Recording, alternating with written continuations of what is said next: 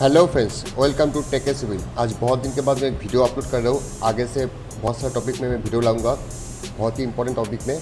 तो आज का जो वीडियो का टॉपिक है वो है सिविल इंजीनियरिंग इंटरव्यू में कौन सा इंपॉर्टेंट क्वेश्चन पूछा जाता है। उसके अंदर से मैं आज 50 क्वेश्चन चूज़ करके आपको मैं पास लेके आया हूँ। तो प्लीज़ वीडियो पूरा देखिए, और वीडियो के आखिर में अगर वीडियो आपको अच्छा लगे और आपको ऐसे ही इंटरेस्टिंग वीडियो देखना है तो चैनल को प्लीज़ सब्सक्राइब कीजिएगा। तो चलिए आगे बढ़ते हैं।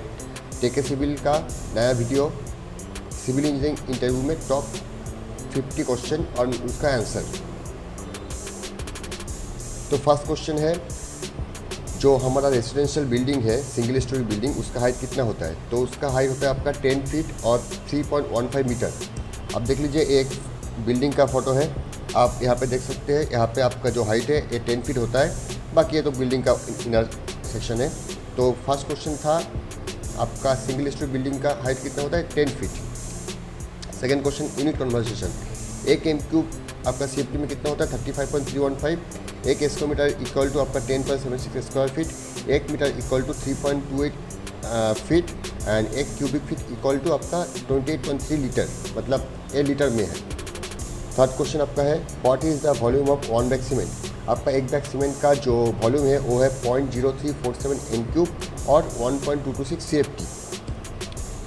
What is the weight of cement bag? 50 kg। What is the initial setting time of cement? एक जो सीमेंट होता है उसको पानी में मिक्स करने के बाद आप प्लास्टर या कॉन्क्रीट कुछ भी करते हो तो सीमेंट का इनिशियल सेटिंग टाइम होता है आपका 30 मिनट। चलते हैं नेक्स्ट टॉपिक पे।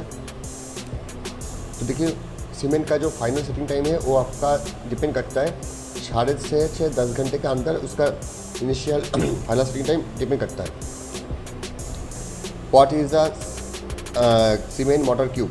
जो सीमेंट का मोटर लेते हैं हम लोग उसका टेस्टिंग के लिए, उसका आपका जो मोटर बनाते हैं उसका जो क्यूब होता है उसका मापी होता है आपका 70.6 इंटू 70.6 इंटू 70.6।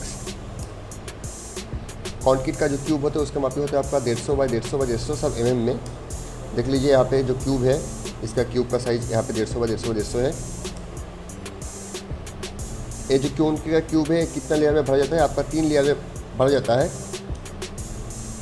तो what is the slam cone size? मतलब जो स्लैम कोन होता है, देख लीजिए यहाँ पे पिक्चर में, स्लैम कोन का ऊपर का जो डाया है वो 100 mm होता है, नीचे का जो डाया है वो 200 mm होता है, और उसका जो हाइट है वो 300 mm होता है। ये जो स्लैम कोन है उसको भी 3 लेयर में, मतलब उसको 3 भागी में डाल के उसको रैम्पिंग करके उसको भरा जाता है। What is the validity of cement bag after packing?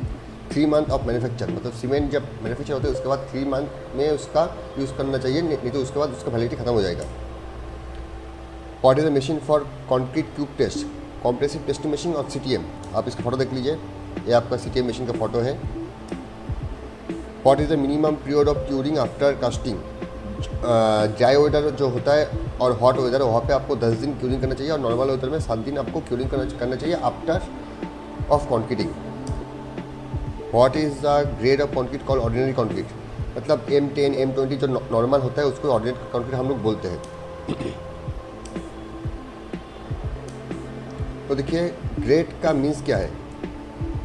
ये जो M होता है, M का मीन्स आपका मिक्स डिज़ाइन का कॉन्क्रीट, इसका स्ट्रेंथ होता है न्यूटन पर mm²।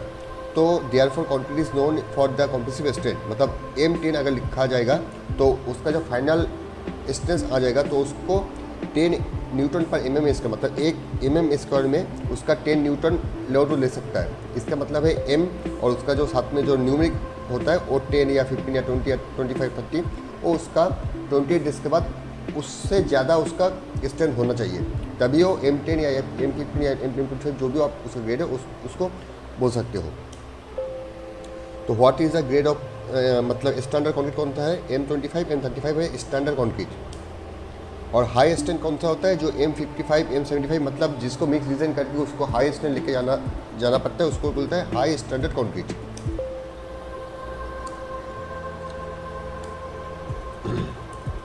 तो देखिए, what is the concrete grade proportion? तो ये यहाँ पे मैं M5 से लेके पूरा M15 तक आपको उसका कॉन्क्रीट का प्रोपोर्शन लेके आ गया है। M10 concrete is gain concrete, ये देखिए यहाँ पे लिखा है M10 concrete gain compressive strength of 10 Newton पर mm² after pouring is desired shape on 28 days curing. मतलब 28 दिन के बाद M10 का जो क्यूब होगा उसके ऊपर अगर लोड डालोगे तो 1 mm में वो 10 न्यूटन तक लोड ले सकता है, इसलिए उसको M10 बोलता है। तो देखिए M5 में आपका 1:5:10, M7.5 इज इक्वल टू आपका 1:4:8, M10 equal to 1:3:6, M15 equal to 1:2:4, M20 equal to 1:5:5, M25 equal to 1:1:2। इसको आप याद कर लीजिए क्योंकि इंटरव्यू में इसको बहुत ही टफ करके आपको क्वेश्चन पूछा जाता है। और इसका जो न्यूटन है ये पास में लिखा हुआ है। तो देखिए जो प्रोपोर्शन है जो पहला है 1, इसको हम लोग सीमेंट का भागी मानते हैं, फिर इसका सैंड, फिर इसका कोर्स एग्रीगेट। तो मान लीजिए M10 में आपका 1:3:6 है, मतलब जो पूरा कॉन्क्रीट का कोर्स होगा तो उसका 6 भागी होगा आपका कोर्स एग्रीगेट मतलब एग्रीगेट, 3 भागी होगा सैंड और 1 भागी होगा आपका सीमेंट। तो ये है आपका कॉन्क्रीट का मिक्स प्रोपोर्शन। तो what is the minimum dia of vertical bar, मतलब जो कॉलम या आपका जो वर्टिकल मेंबर होता है उसका आपका मिनिमम डाया 12 mm का रॉड होना चाहिए। उसके नीचे का रॉड डालोगे तो वो फेल हो सकता है। What is the minimum number of vertical bar, मतलब जो रेक्टेंगल शेप है, देखिए फोटो में रेक्टेंगल शेप में आपका 4 मिनिमम होता है और सर्कुलर, आपको फोटो दिखाता हूँ ये, और जो सर्कुलर है उसमें आपको 6 मिनिमम रॉड देना ही पड़ेगा और उसका मिनिमम डाया होगा 12, जो मैं ऊपर में देखिए पहले यहाँ पे लिख के रखा हूँ। Percentage of reinforcement in member, मतलब देखिए यहाँ पे जो मैं शेप डाला हूँ, ये जो रेक्टेंगल है, स्क्वायर मीटर है, ये रेक्टेंगल, इसका जो क्रॉस सेक्शन एरिया है, मतलब ये मान लीजिए 1 मीटर 2 मीटर है, तो 2 मीटर स्क्वायर में इसका जो रेनफोर्समेंट का एरिया है, मतलब ये जो डाया है इसका भी एक एरिया है, तो वो 1% से कम नहीं होना चाहिए और 6% से ज़्यादा नहीं होना चाहिए। तो इसको बोला जाता है जो concrete reinforcement percentage not less than 1% और not more than 6% of total cross section area of member. तो what is the dia of chair, मतलब स्लैब में जो हम लोग चेयर डालते हैं, मतलब 2 रेनफोर्समेंट को उसको देख आपको पीछे दिखा देता हूँ, ये इसको आपको चेयर बोलते हैं। मतलब नीचे एक बॉटम जली है, ऊपर एक टॉप जली है, उसके अंदर एक चेयर डालते हैं हम लोग उसको अच्छे से रखने के लिए। तो उसका डाया मिनिमम आपको 12 डायमीटर होना चाहिए। हम लोग रेनफोर्समेंट डाया कैसे, मतलब वेट कैसे निकलते हैं, तो डी मतलब होता है आपका डायमीटर ऑफ रेनफोर्समेंट, मतलब 8, 10, 12, 16 जो भी है उसको स्क्वायर करेंगे डिवाइडेड 162 करेंगे तो आपका जो वैल्यू आएगा वही होता है पर रनिंग मीटर में वो डाया का वेट। हाउ मच बाइंडिंग, मतलब एक रेनफोर्समेंट बांधने के लिए कितना आपको बाइंडिंग और चाहिए, 8 kg पर मीट्रिक टन। ये आपको बाइंडिंग बोर्ड का फोटो है। बाइंडिंग और का कितना गेज होता है, मतलब बाइंडिंग और जो आपका उसका जो मापी है वो कितना डायमीटर होता है, तो वो बहुत ही छोटा होता है, इसको हम लोग उसको गेज में मापते हैं। तो 18 गेज का मिनिमम होना चाहिए बाइंडिंग और। ये देखिए ये है गेज मीटर, यहाँ पे देखिए 18 लिखा है, ये देखिए 18। तो ये बाइंडिंग और हम लोग अगर ये 18 में डालेंगे तो ये इसका मापी सही होगा। 19 में डालेंगे तो इसको बहुत ही गैप मिलेगा, 17 में घुसेगा नहीं। तो ये है आपका गेज मीटर, इससे हम लोग गेज मापते हैं, ठीक है ना।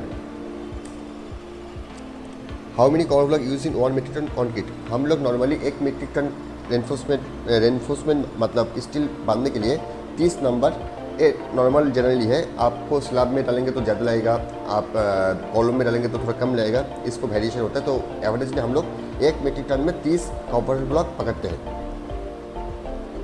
तो लैब कितना डायमीटर तक हम लोग यूज़ करते हैं, 32 डायमीटर, मतलब जो 8, 16, 10, 20, 25 यहाँ तक और 32 इसमें हम लोग लैप यूज़ करते हैं। उसके ऊपर हम लोग लैप यूज़ नहीं करते हैं, मतलब जो लैप होता है।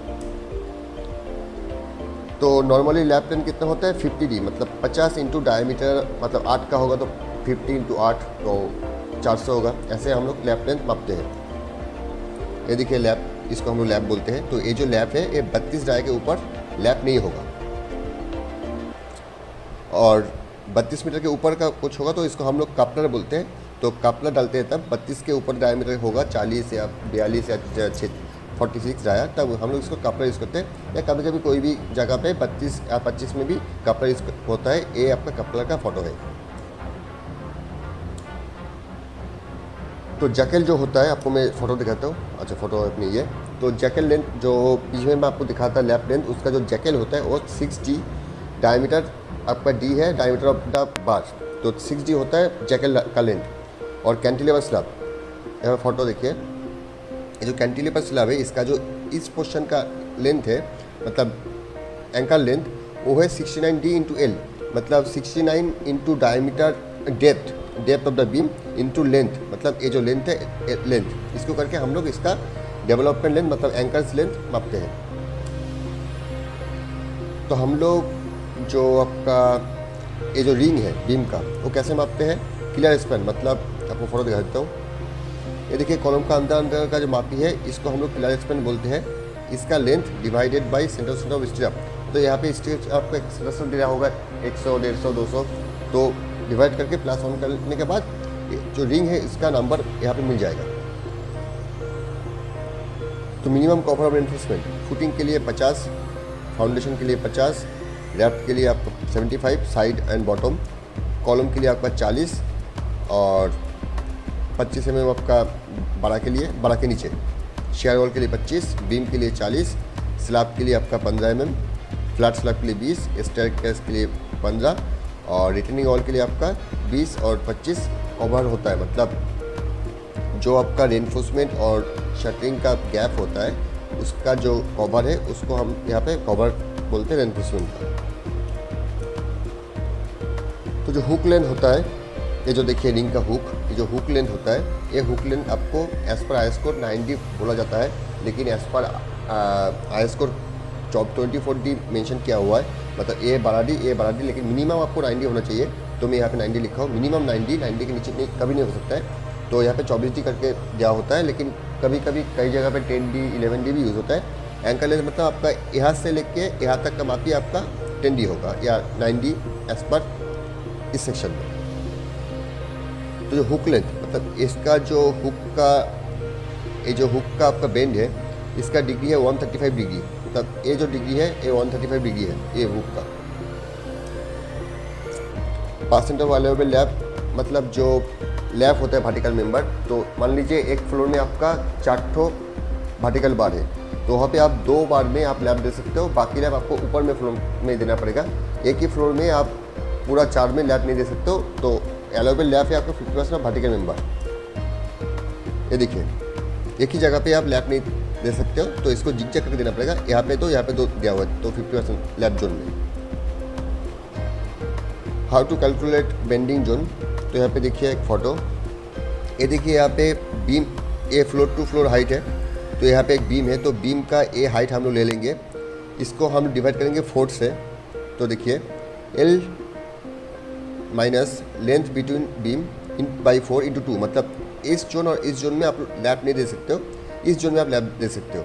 तो ये है आपका लैप जोन, मतलब bending zone. Rolling margin, rolling margin क्या होता है? The weight of bar diameter by total running metre, मतलब रोलिंग मार्जिन क्या होता है? आपका जो एक रेनफोर्समेंट होता है उसका डायमीटर आपका जैसे 8 का होता है 3.85, अगर आप 8 का एक जो फिजिकली रॉड आता है वो एक अगर मापी करके आपको उससे ज़्यादा या कम मिलेगा तो उसको बोलते हैं रोलिंग मार्जिन। तो उसका अलाउएबल परसेंट कितना होता है? 8 से 10 होगा आपका +-7%, 12 to 16 होगा आपका +-5% एंड 20 का एरर होगा +-3%। रोलिंग मार्जिन अलाउएबल है, उससे ज़्यादा अगर कम होगा तो वो एनफोर्समेंट आपका पूरी not acceptable for construction. Slab का थिकनेस कितना होता है आपका? 125 और water consumption of brick 20 not more then 20%, मतलब एक ब्रिक उसका वेट का 20% के ज़्यादा वाटर अगर कंजम्पशन कर लेगा तो वो ब्रिक यूज़ के लिए परफेक्ट नहीं है। pH of concentration water is not more than 6. Allowed height for concrete pump pouring, ये देखिए एक फ़ोटो, मान लीजिए हम लोग एक खाई में मतलब एक गड्ढे में कंक्रीट कर रहे हैं, इसका जो हाइट है वो 1.5 मीटर से अधिक नहीं हो सकता है। तो यहाँ पे कंक्रीट का सेग्रीगेशन हो सकता है, मतलब कंक्रीट का एग्रीगेट स्लरी सब अलग हो सकता है। तो 1.5 मीटर के अंदर आप लोग डायरेक्ट पोरिंग कर सकते हो, 1.5 मीटर के अधिक होगा तो आपको कंक्रीट पम्प या कुछ सूट का इस्तेमाल करना होता है। What is the usual storage of cement? Cement आपको ड्राई प्लेस में रखना होगा और सीमेंट का जो गैप है 300 metre gap from wall and 500 mm from floor height, और जो सीमेंट का जो स्टैक है वो आप 10 बोरी के ज़्यादा एक जगह पे नहीं रख सकते। तो यह सीमेंट का स्टोरेज का यूजुअली अलाउड है। How to know your cement expiry date, यहाँ पे एक फ़ोटो देखिए, यहाँ पे देखिए एक W32 अगस्त Y12 लिखा है। तो यहाँ पे देखिए मैंने लिखा है W48 दिसंबर Y13 तो यहाँ पे W14 मतलब आपका 48 वीक और ईयर 2013 फॉर द मंथ दिसंबर ये मेंशन करता है। तो अगर आपको 3 महीना इसका एक्सपायरी डेट है तो 1 दिसंबर 2013 प्लस 90 डेज होता है आपका 28 फरवरी 2014। इसके बाद ये सीमेंट आप यूज़ नहीं कर सकते हो। यह है इसका मीन्स एक्सपायरी डेट समझने का, जो बोरी में लिखा होता है ऐसे।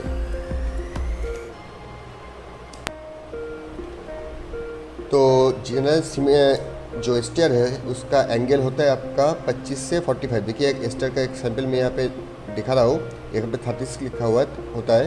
तो 25 से 45 के अंदर होता है इसका जो एंगल है, ये स्टेयर का एंगल। राइजर ट्रेड, ये जो आपका राइजर है देखिए, ये राइजर मतलब वर्टिकल हाइट, ये आपका 150 से 200 का अंदर होना चाहिए। और ये है आपका ट्रेड, ये आपका 250 से 300 का अंदर होना चाहिए एज पर स्टैंडर्ड स्टेयर। तो ब्रिक कितना लगता है ब्रिक वॉक में? ट्रेडिशनल ब्रिक होगा तो आपको 390 तक ब्रिक लगेगा 1 mm क्यूब में। मॉडुलर होगा तो आपको 330 का वॉल में 480 से 500 ब्रिक, 125 का वॉल में आपको 49 ब्रिक एंड 100 का वॉल में आपको 50 ब्रिक लगेगा modular brick. What is the dry volume of plaster? Dry volume is the wet plaster plus 33%.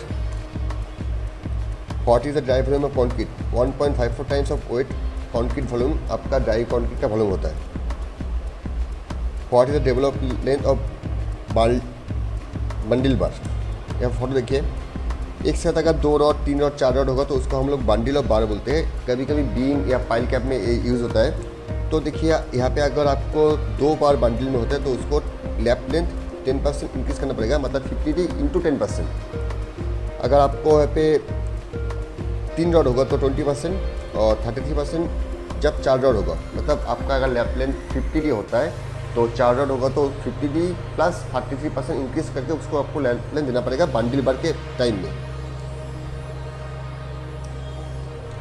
ये देखिए अलाउएबल कंस्ट्रक्शन मटेरियल का वेस्टेज, सीमेंट में आपको 2 से 3% वेस्टेज, कंक्रीट में आपको 1 से 2%, रेनफोर्समेंट में 3 से 5%, टाइल्स में 2 से 5%, मार्बल में 10 से 15%, ब्रिक में 3 से 5%, सैंड में 10 to 15%, आर्ट वर्क में 15 to 20%, एग्रीगेट में आपका 5 to 10% एंड पीवीसी शीट में 15% अलाउएबल वेस्टेज आपको पकड़ा जाता है कंस्ट्रक्शन साइड में।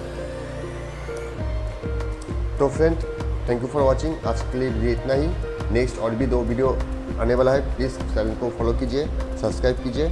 और अगर आपको इस वीडियो में कोई भी क्लैरिफिकेशन चाहिए कमेंट में ज़रूर लिखिए, तो मैं कमेंट सेक्शन में या मेल करके आपको बहुत ही क्लियर कर दूंगा जो क्वेश्चन आपने मैं डाला हो, इसका कोई डिटेल्स आपको समझना है। तो चलिए आज के लिए इतना ही। थैंक यू, प्लीज़ सब्सक्राइब कीजिए। All the best for your interview.